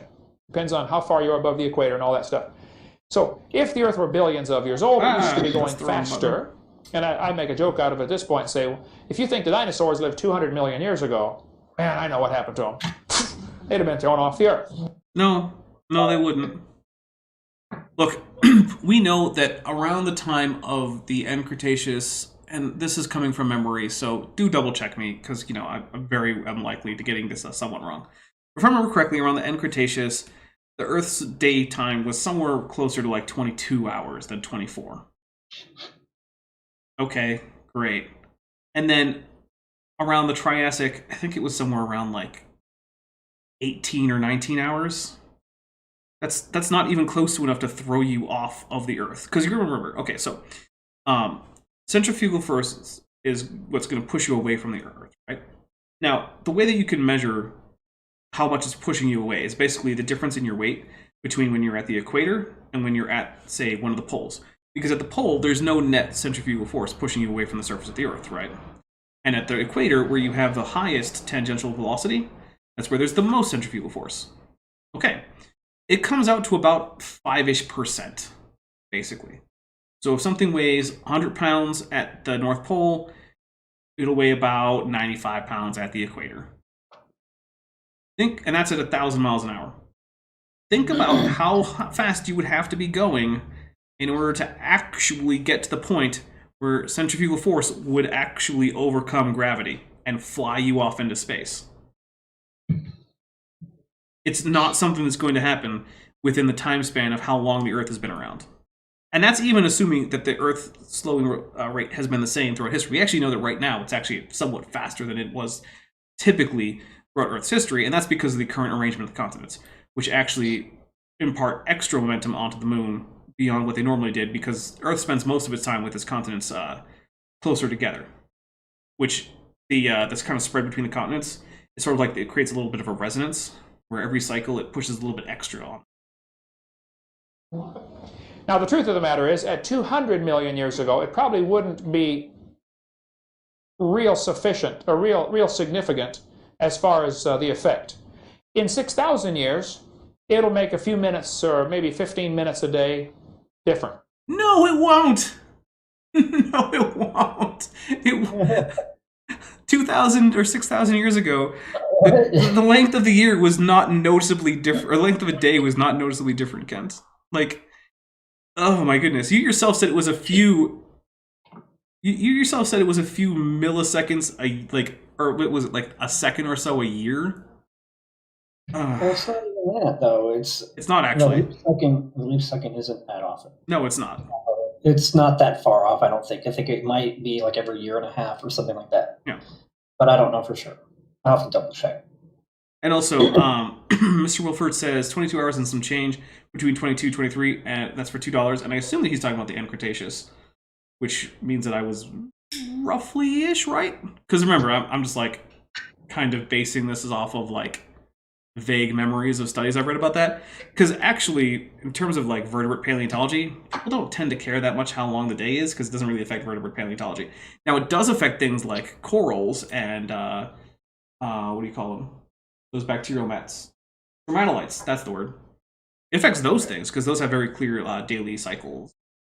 But I'm sort of vertebrate paleontology dude, and when it comes to vertebrate paleontology, yeah, they don't care how long the day was. You go back a few billion years, it starts to make a real difference. Now, several planets today are spinning awful fast. I believe it's Jupiter spins every 10 hours. Yeah, roughly. I'll take a drink for that. That's a giant planet, for one thing, and it's spinning every 10 hours. Venus spins once every 443 days. It's actually like once every negative 400 and whatever days. He might add, if he adds it spins backwards, I'll take a drink for him getting it right. Or something like that. It's real slowly spinning. Nope. So different planets have different spins, and who cares? You can learn all that stuff if you like. But the Earth is slowing down in its spin for at least 3 factors, which means obviously it used to be going faster. This puts a time limit. For one thing, the textbooks are going to tell the kids the Earth is billions of years old. The Earth formed, according to them, 4.6 billion years ago. Now, at that time, the Earth would have been spinning an awful lot faster. If the Earth was spinning, say, let's just say it's spinning 20 times faster, the Earth is almost a perfect ball. What happens to a ball when you spin it real fast? Flattens out, becomes like a frisbee, right? Oh, you mean like how the Earth is in fact wider around the equator than it is pole to pole, Kent? You mean like that? The thing that's actually true that everyone knows about? Or at least anyone who cares knows about? I've never seen someone spin a ball enough to turn it into a frisbee. Yeah, well, there is that, but he is roughly correct that the faster something spins in space, the more oblate it becomes. He's exaggerating it. Well, yeah. Way too far. But it is the reason why, like, Jupiter is way more oblate than Earth is, right? Because it spins a lot faster. So Jupiter is significantly farther off from a sphere than Earth is. In fact, actually for Mr. Wilford commissioned a video of Jupiter spinning, and to make that as accurate as I could, I actually looked up how oblate Jupiter is, and when I compare the two side by side, you could tell the difference. When I scaled Jupiter appropriately to make it slightly more oblate, the correct amount of oblateness, you could actually tell it wasn't a perfect circle from going around. So like it is a significant thing depending on which planet you're talking about. It's not a huge thing for Earth. Like with Earth, if you scale it correctly as like a 3D model, you're never going to tell the difference. You can with Jupiter. You're never going to see the Earth look like a frisbee or anything close to that either. No. Well, but if it were spinning that fast, like centrifugal force would overcome gravity and it would just fly apart.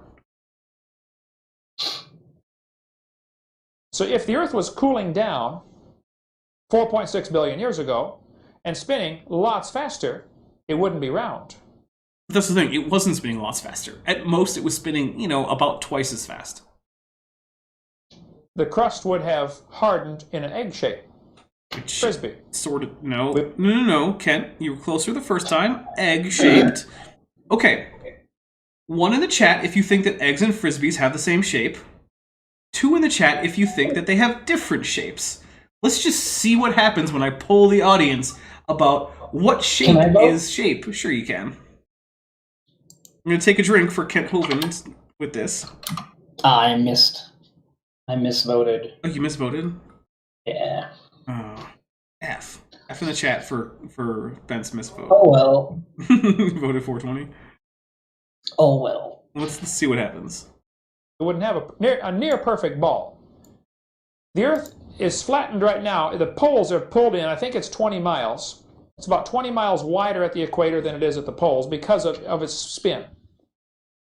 It's pretty heavy, and just the centrifugal force going around at 1,000 miles an hour, it's pulling it out a little bit. So the Earth is spinning. Okay. Also, do you think Kent knows that the crust of the Earth is flexible, hence earthquakes? Like, actually, so I don't know if you guys know this, but I grew up in Massachusetts, and I moved back there for college. And at one point, while I was there, actually, while I was watching Paranormal Activity and getting to the part where the demon starts doing all sorts of crazy stuff, there was an earthquake, which I was a little, it was, let's just say, it was not the most opportune time to have an earthquake at night while I'm trying to watch a horror movie about demons moving stuff in a house. This movie is so realistic. I know, I was like, oh my god, it's real, it's happening, it's right now, it's... Well, that lasted about like a half a second, and then I realized, no, it's just an earthquake. It's just an earthquake. But the thing is, you don't think of Massachusetts as being a place with earthquakes, because it's not on any fault lines, right? The thing is, the reason there are earthquakes there is because the Earth there is still depressed from being under glaciers during the Ice Age, the most recent glaciation period. And the Earth is actually bouncing back up. And every once in a while, it buckles a little bit as it's bouncing back up, and it causes an earthquake. The actual crust of the Earth is deformable. It's not just a solid eggshell like Kent wants you to think. It can move relative to other parts of it. The Earth is spinning is a scientific fact. How fast it was going a billion years ago, I don't know, but it does put some kind of time limit. And evolutionists don't like time limits at all. They want to have billions and billions of years. Another factor here. The Sahara Desert is the largest desert in the world. You don't like time limits at all, because you need 6,000 years. That's a pretty strict time limit. Yeah. Stop Very strict. projecting. And yeah, actually, Tesla Ratio does point out oblate versus prolate. Eggs are more tend to be prolate versus oblate, and the Earth is oblate. So yeah, it is true. The Earth is really not much like a frisbee or an egg. But World. The wind almost always blows the same way because of the Coriolis effect. It happens to be in an area where the wind blows the same direction most of the time. I actually don't think it's because of the Coriolis effect, but I can't remember what it is that actually causes the weird wind patterns that make the Sahara go between green and desert, so I'm not going to call them out too hard. The hot air comes off the desert and kills the trees at the edge, and that area becomes desert. Oh, it's not just the trees, it's mostly the grass, but whatever, it's close enough. The process is called desertification. That'll be a good quiz question. The process by which deserts grow. What happens is, once the area becomes desert... Oh, TD Lane apparently did the math. Apparently it would be 138 milliseconds 6,000 years ago? That doesn't sound right. If that's right, TD Lane, then we shouldn't have had to add any whole leap seconds then. So, I think it's got to be more than a second now for 6,000 years ago. Unless I'm just being completely stupid, but I don't think I am. I don't have any idea, dude. All the minerals leach out of the ground, and nothing will grow there again. The minerals leach out of the ground into what, Kent? When minerals leach out of the ground, it's usually because water is washing them away, but that's clearly not happening in the desertification. So it's not that the minerals go away, Kent, it's that the water goes away. You take pure, hot, baked sand and plant some seeds in it. There's nothing there for them to grow on. I mean, there are plants in the Sahara, especially around the edges. It's not all just sand dunes, but whatever. And so the soil... Oh, 2.3 milliseconds per century average? Then how come we've had to add more than one leap second in the last century? Yeah, we've added 27 leap seconds since 1972. So it can't... Something has to be off. Maybe it's just timing with, like, GPS or something? I don't know. Look, I don't know that much about leap seconds. actually gets sterilized. Nothing will grow. Sahara Desert is 1,300 miles north to south. This textbook tells the kids, notice the picture here, past Sahara Desert was pretty small, wasn't it? The yellow part? I mean, no, that's still pretty darn big, but okay. Then the pink part is the present. Possible future extension. People living right on the edge of the Sahara Desert are making the problem worse because they want to build a house. What? Or have a fire to cook their food. No, it's actually primarily overgrazing, Kent. Okay, look. I'm going to take a quick drink because Kent apparently can't get desertification, right? So the primary problem is that a lot of the local areas don't have sustainable grazing methods for their cattle and for their goats. And so they will simply stroll in, overgraze, and then what happens is that the vegetation that was providing both anchoring to the soil, as well as helping keep the climate intact because of, like respiration and all these things, the water cycle, those are gone now. And so the desert tends to spread a little bit faster in those areas. And there are actually people working with a lot of especially the traditional tribes people who tend to be nomadic or semi-nomadic, to get them to graze in a more sustainable way. And it actually has produced some results in slowing desertification down in Africa. So it's not primarily because someone wants to build a house. Now, the putting up a hut or having a fire, yeah, where you take down some wood or take some trees or grass for that is going to contribute, but not nearly as much as the grazing of livestock. It's mostly the grazing of livestock that is accelerating it beyond what it would do without humans. There's only a few trees anyway, so they cut them down. And now there's no trees. Elephants take down more trees than humans do. Actually, that's not always true, but it's true in some areas. It was mostly just a joke. You get a good rainstorm, what happens to your soil? Washes away. Now you can't plant your crops because your topsoil's gone. Yeah, again, mostly because of overgrazing, not because of people trying to get fires, but, So they move on further south. Smitty says this should actually be good in the long run for production of spice melange. That's true. The spice must flow, Smitty. Because of the desertification process and... But remember the forms. You have to remember the forms. Because of people and their poor farming practice, Sahara Desert right now is growing 4 miles a year. At 4 miles in a year, at 100 years, that's a problem. What used to be good, beautiful farmland is now desert in a hurry. What are all these people going to do? I mean, probably move. Keep moving. No, hey, I was right. Onto somebody else's property. Going to create a problem, right? Regardless of the human suffering and tragedy going on over there, and it is a tragedy, because of this process, this desert is growing.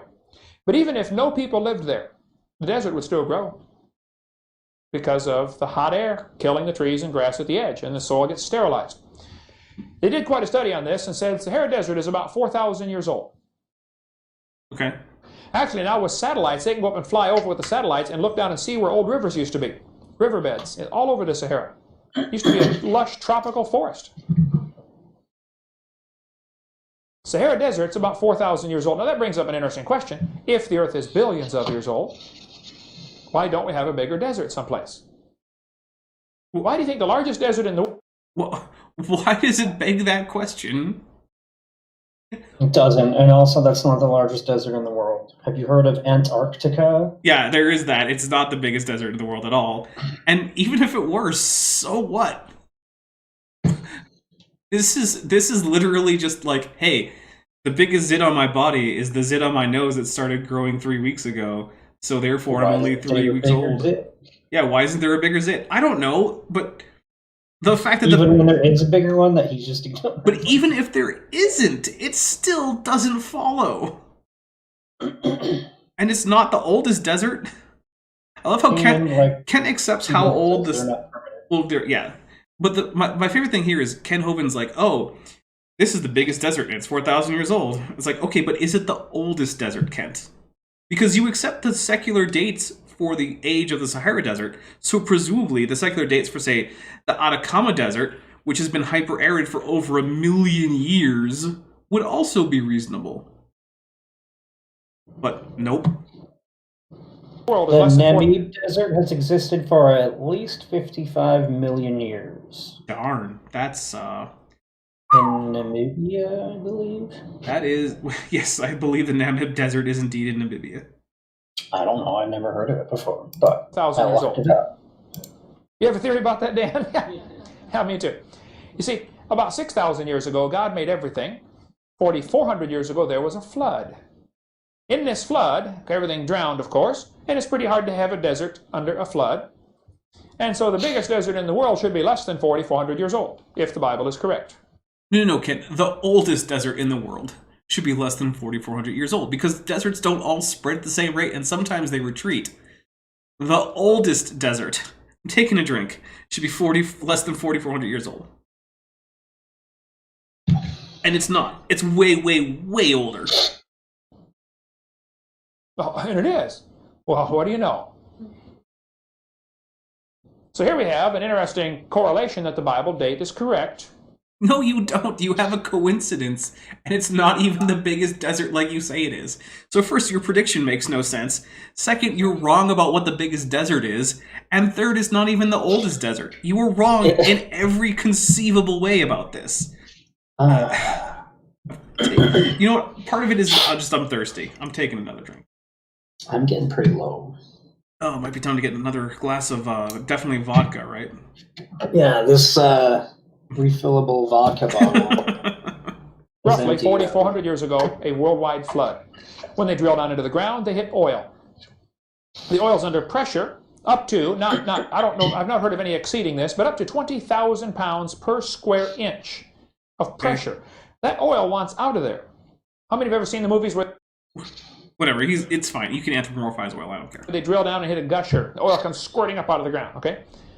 Not all oil wells are that way, believe me, but some are. Incredible pressure. When we lived in Texas, we had a lot of guys that worked in our church that worked in the oil field. And being a science teacher, I was always curious about the oil, and how do they do this? And I would go out and visit the oil wells and, watch them drill this stuff.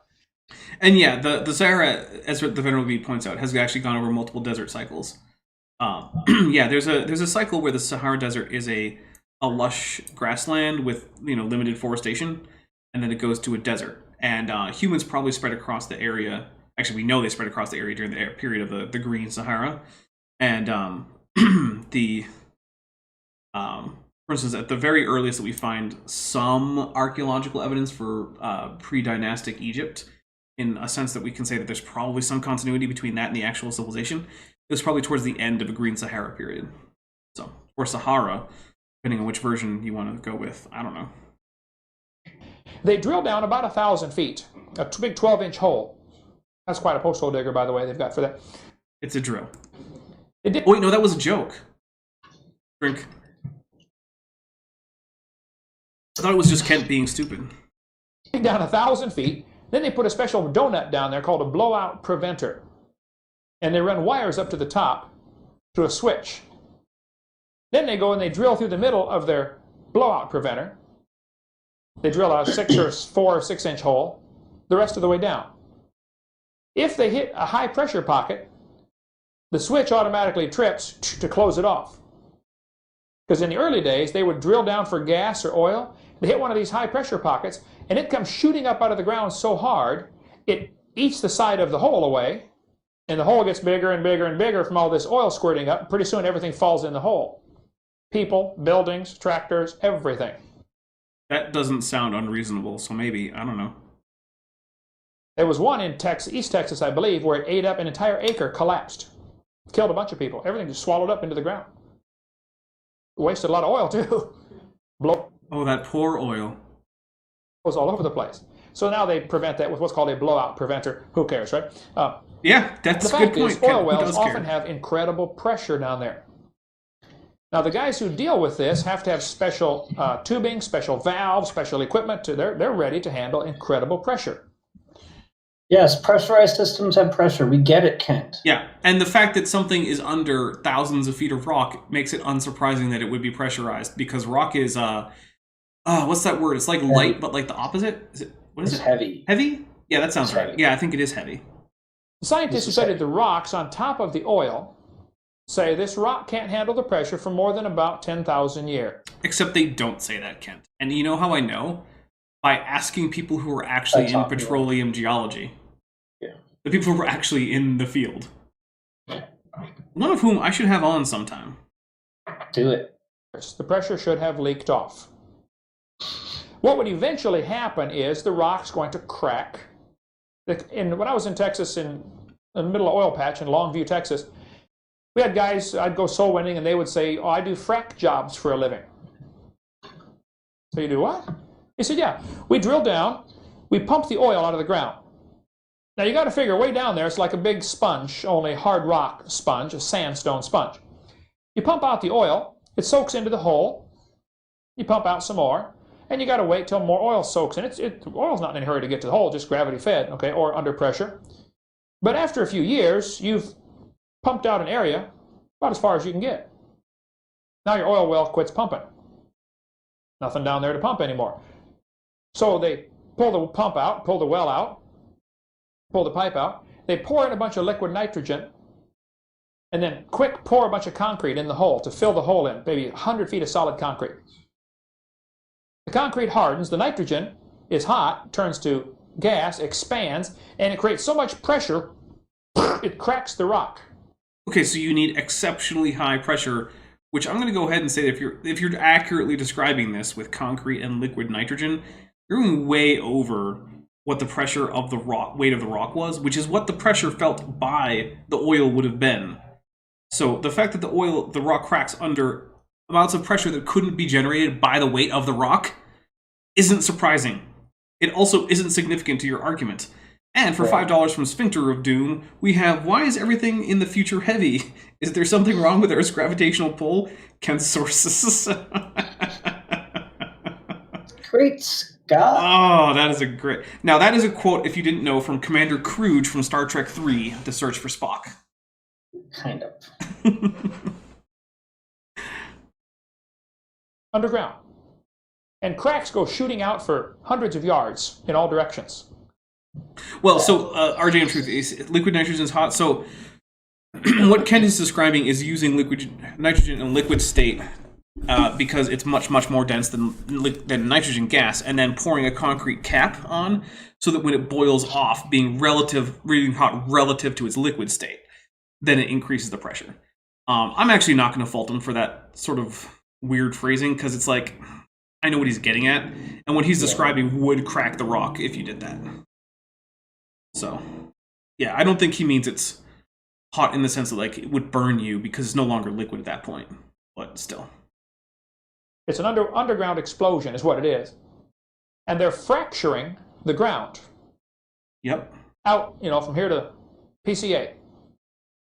Now the oil over there has got a crack to flow through, so it flows into your hole, and you can start pumping it again. Of course, now you got the problem, you've got your concrete plug, you got to drill that out. That doesn't sound like a huge problem, but okay. So it's a real expensive process, but that you can study all that if you'd like to get into oil production. But the fact is, we do have pressure, it doesn't last long. So two obvious questions. You know what? I will let him finish his questions. And we'll... Why is there oil in the ground? Because it's been squeezed out of mostly plant matter. Where did it come from? Plants. And why does it still have pressure? Because the overburden is what's causing the pressure. It's not some extrinsic thing that's pressurizing it.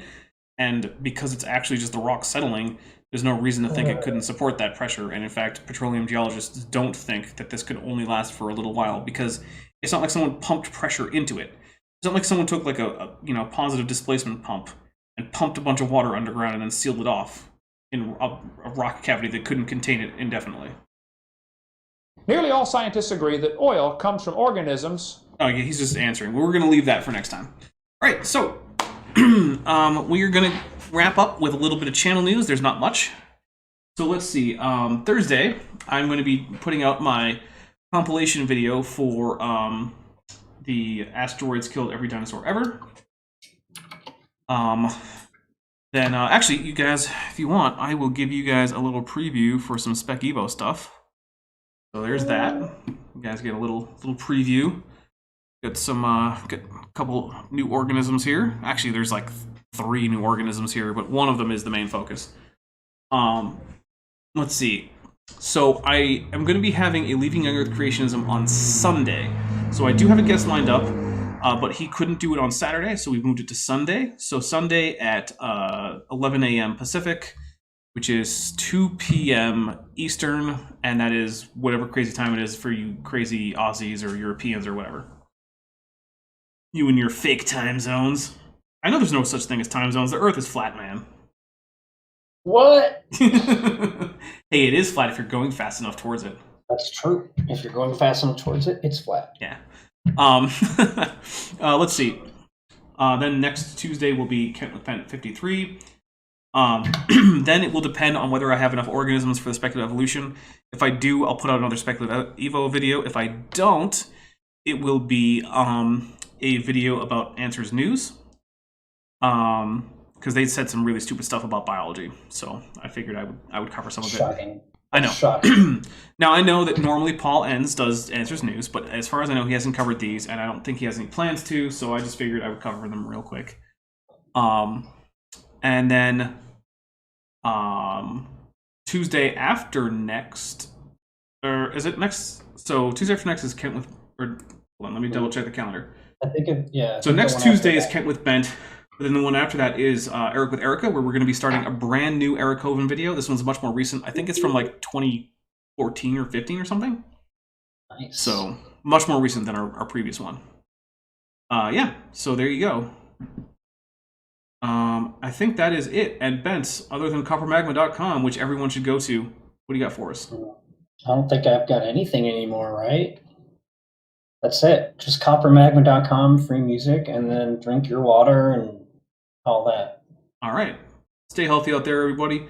And I am out of here. We'll leave you with the end credits, and I'll hopefully see you all on Thursday. It'll be a long one, so get like a snack or something. I'd like to just take a moment to thank my channel members and patrons, especially those pledging $20 or above: Benthoven, Ian Chen, Chris Love, Sphincter of Doom, and The Venerable Bede. My channel members and patrons help make this a much more stable income, because as you might know, ad income varies wildly from month to month, even with the same number of views. And it really helps this channel stay on the air. But if a monthly pledge, or a yearly pledge, which I have now activated, isn't right for you, there's a merch store linked in the description, and every like, share, and subscription really helps the channel grow.